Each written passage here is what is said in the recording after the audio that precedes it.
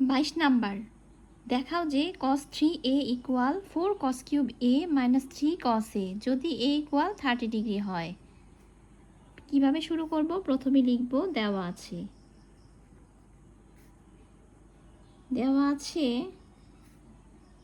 a equal 30 degree. এবার বাম পক্ষ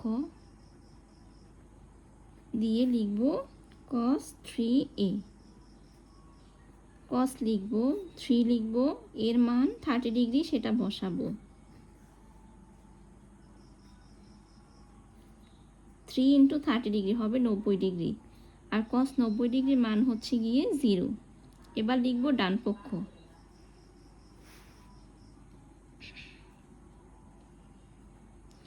ডান পক্ষের প্রশ্নটা হচ্ছে গিয়ে 4 cos cube a minus 3 cos a।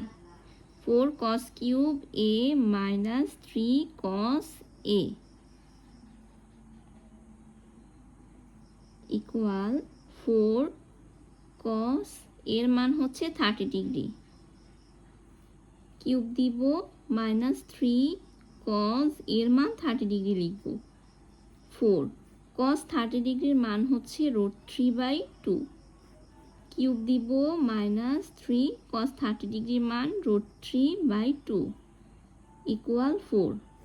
এখন 2 এর উপর কিউব মানে হচ্ছে 2 কিউব মানে 8, আর √3 এর উপর কিউব মানে হচ্ছে গিয়ে 3√3 মাইনাস 3√3/2, কাটাকাটি করলে এখানে হবে 2, তো 3√3/2 মাইনাস 3√3/2 কাটাকাটি করলে 0 হবে।